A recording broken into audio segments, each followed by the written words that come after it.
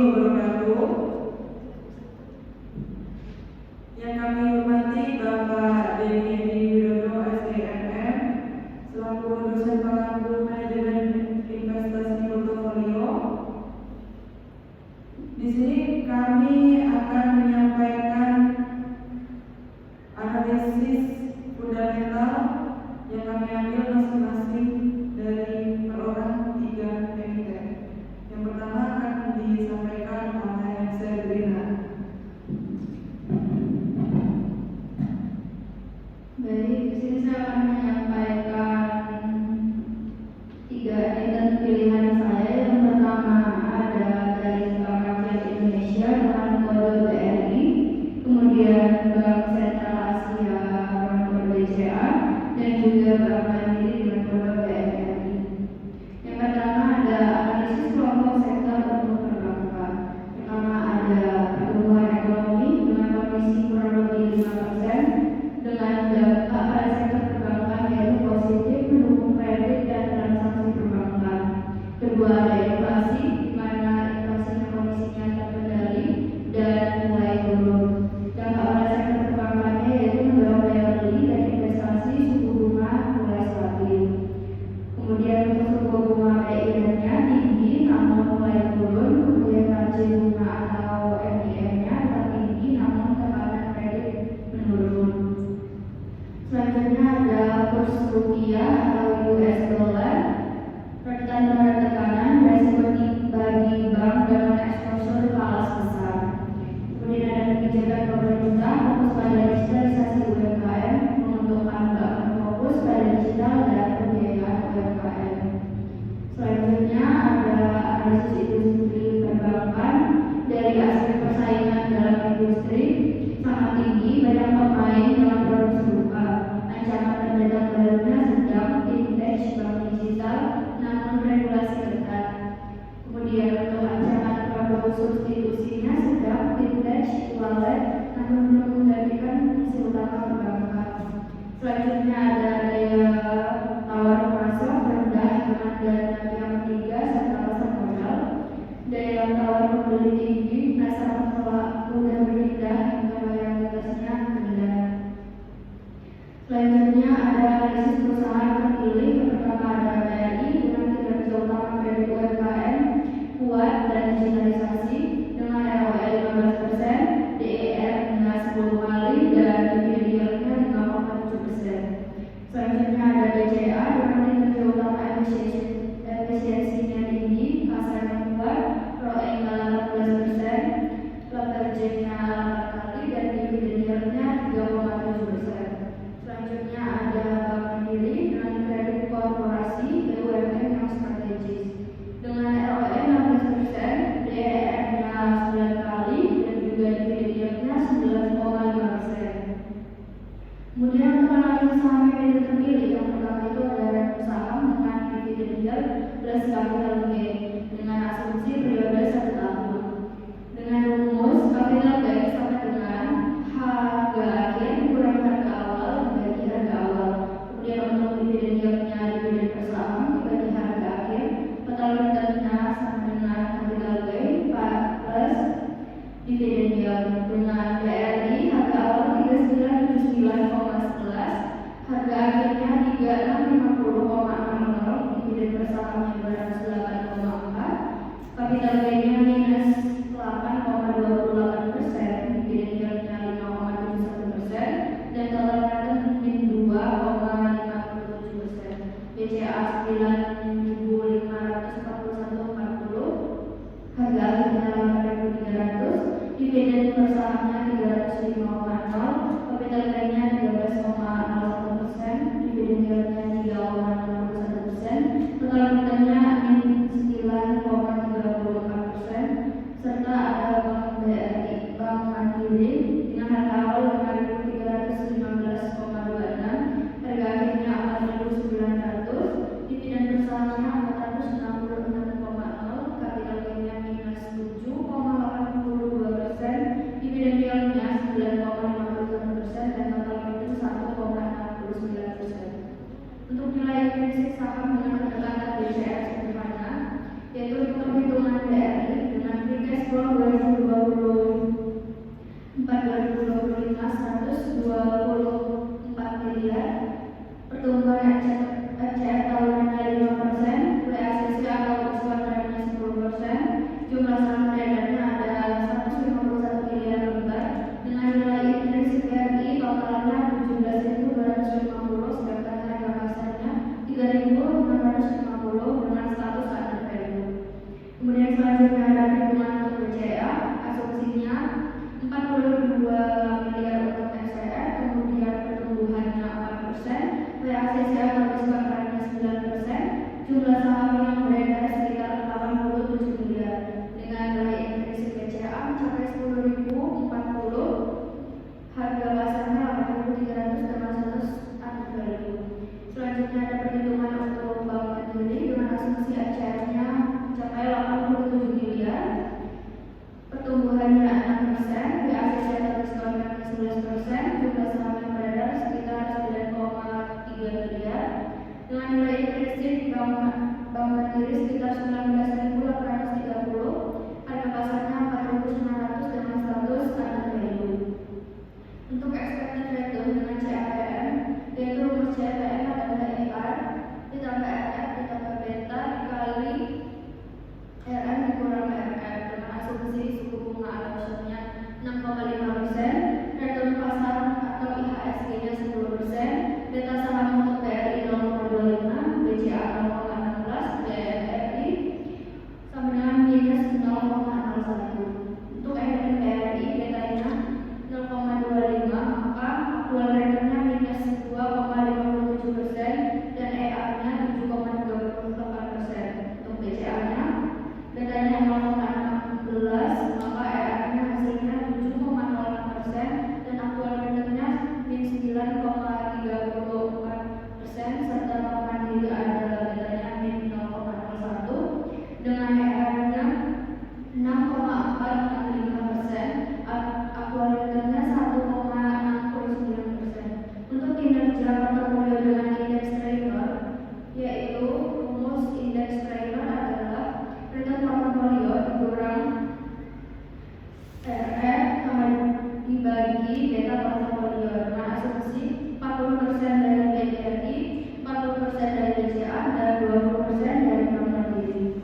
Dengan total RP-nya minus 4,426%, betanya 0,162, dan untuk trailernya hasil lombarnya adalah min 67,45%. Dengan intervensi trailer indeks negatif tinggi menunjukkan kinerja portofolio buruk setelah disesuaikan risiko sistematik. Untuk kesimpulan rekomendasi dari 3 emiten yang saya pilih, untuk BRI under value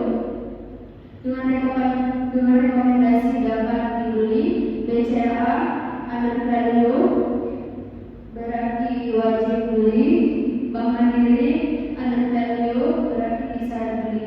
Portofolio optimal lebih berat dari BRI karena dividen tinggi dan beta rendah atau defensif, dengan diversifikasi ke BRI dan BCA untuk potensi capital gain jangka panjang. Selanjutnya akan dibacakan oleh teman saya, Vera Malam.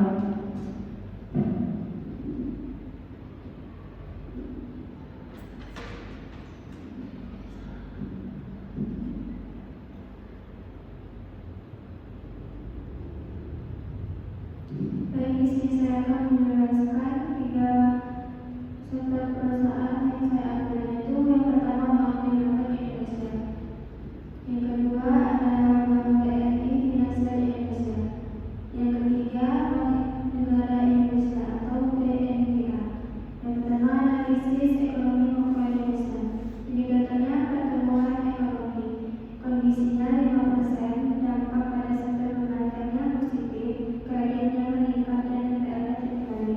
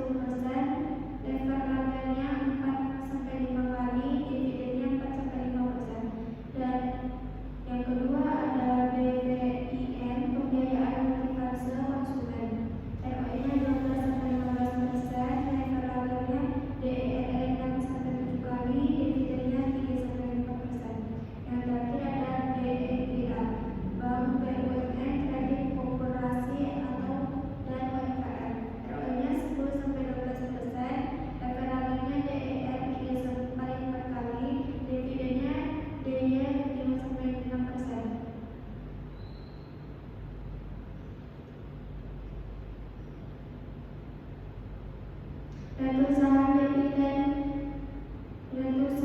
dividen yield dan capital gainnya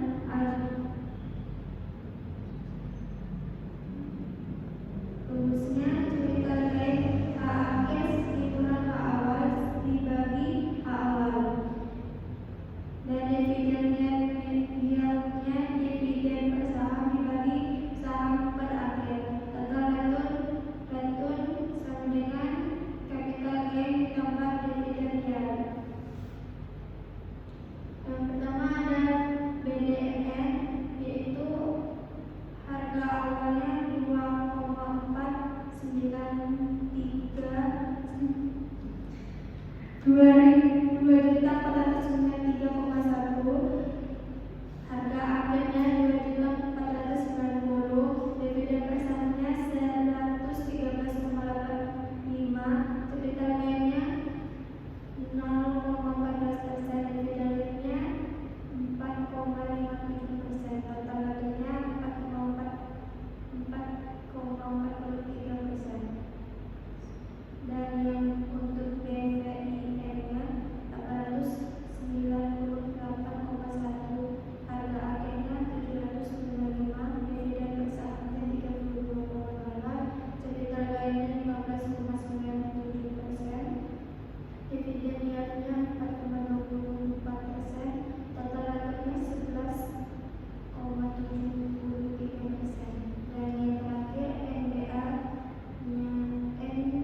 NBNGA-nya 1.625, harga akhirnya 1.770, dividen per sahamnya 155,73, capital gainnya 8,92%, dividen yieldnya 8,80%, total returnnya 17,70%. Nilai instruksi per sahamnya itu adalah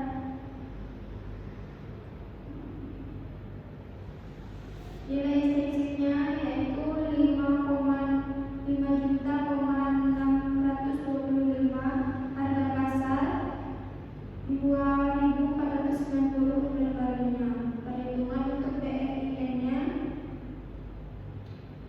FCF tahun depannya sebesar 490,20 juta, nilai perusahaannya sebesar 9.865,4 juta, per sahamnya 656,8. Untuk perhitungan BNGA-nya,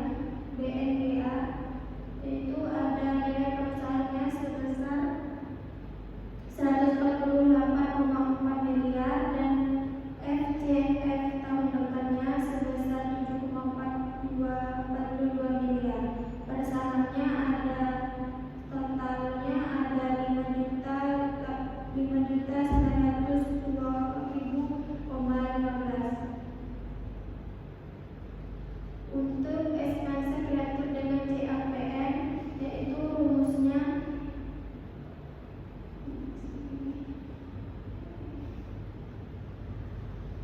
rumus CAPM-nya ERF dan sama dengan RF ditambah biro dikali RM dan RM dikurang RF. Itu untuk bank BDMN-nya yaitu sebesar bitonya 0,13, untuk akurasinya 4,43%.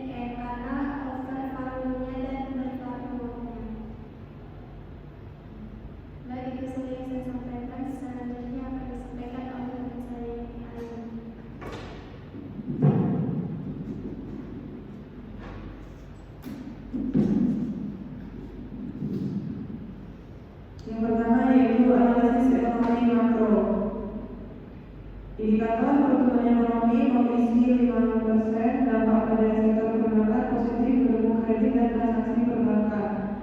Indikator inflasi kondisi terkendali mulai turun, dampak pada sektor perbankan mendorong daya beli dan investasi suku bunga mulai stabil. Indikator suku bunga atau BI rate kondisi tinggi namun mulai turun, dampak pada sektor perbankan margin bunga owning tetap tinggi namun tekanan kredit menurun. Indikator kurs rupiah atau USD kondisi rentan terhadap tekanan, dampak pada sektor perbankan beresiko bagi bank dengan exposure falas besar. 2. Analisis industri perbankan, aspek persaingan dalam industri, analisis sangat tinggi banyak pemain dengan produk serupa. Aspek acara pendatang baru, analisisnya sedang seperti fintech digital namun regulasi ketat.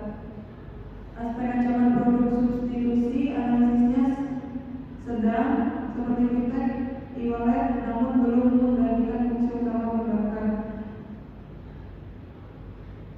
Aspek daya tawar pemasok, analisisnya rendah dalam pihak ketiga pasar modal. Aspek daya tawar pembeli, analisisnya tinggi seperti nasabah mudah berpindah tingkat loyalitas rendah. 3. Analisis perusahaan terpilih. Perusahaan pertama yaitu BTN atau Bank Tabungan Negara. Kinerja utama fokus KPR, program pemerintah, profitabilitas atau ROE 13,33%, leverage atau debt 10 kali, dividend yield 47,83%. Perusahaan kedua NISP atau Bank OCBC NISP. Kinerja utama efisiensi tinggi, retail banking, profitabilitas 15%, leverage 8 kali, dividend yield 7,8%. BRIS atau BSI Bank Syariah Indonesia. Kinerja utama syariah, pembiayaan retail, profitabilitas 12%, leverage 7 kali, dividend yield 0,98%. Analisis saham emiten, return saham yaitu dividend yield plus capital gain, asumsi kredit tahun. Untuk rumusnya, capital gain harga akhir per harga awal bagi harga awal, dividend yield dividen per saham dibagi harga akhir, total return saham sama capital gain plus dividend yield. Emiten BTN, harga awal 1.119,95, harga akhir 1.150.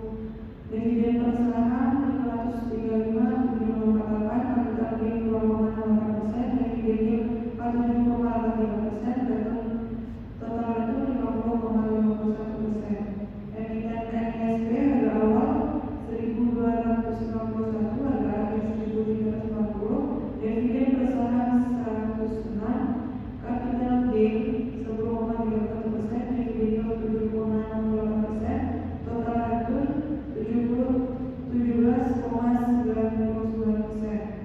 Emiten BRIS, harga awal 2.798, harga akhir 2.330, dividen per saham 22,78, capital gain 15,52%, dividend yield 0,98%, total return 14,54%. Nilai industri saham pendekatan BCR sederhana untuk industri BTN.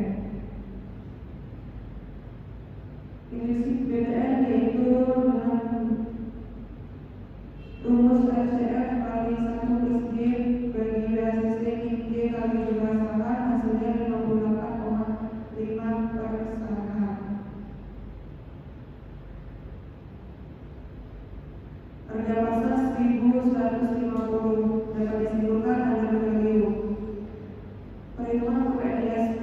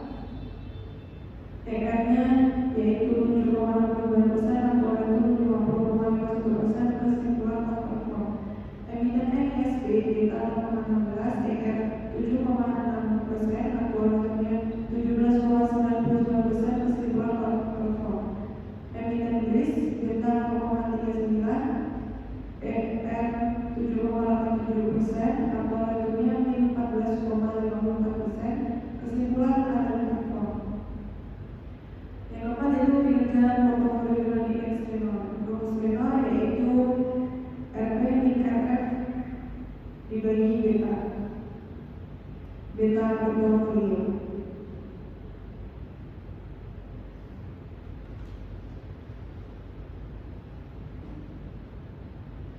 Asumsi portofolio yaitu 40% PPN, 40% NISP, dan 20% BRIS.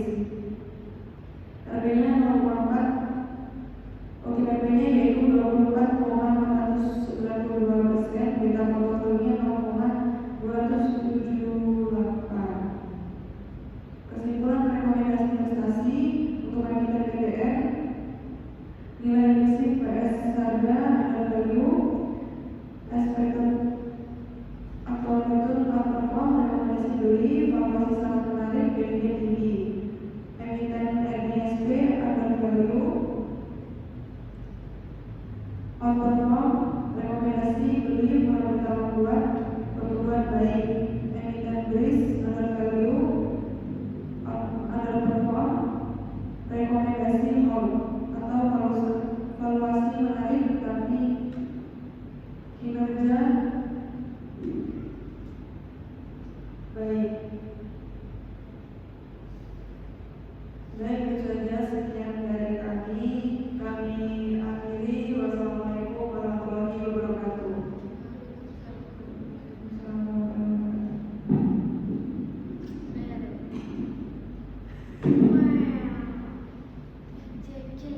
Alusnya apa?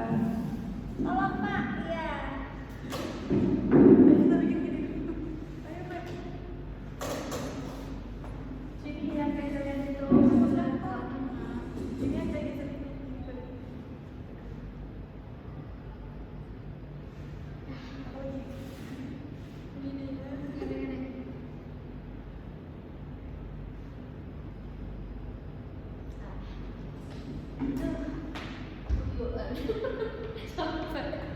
Kamu tuh ngambil aib kan, Bel?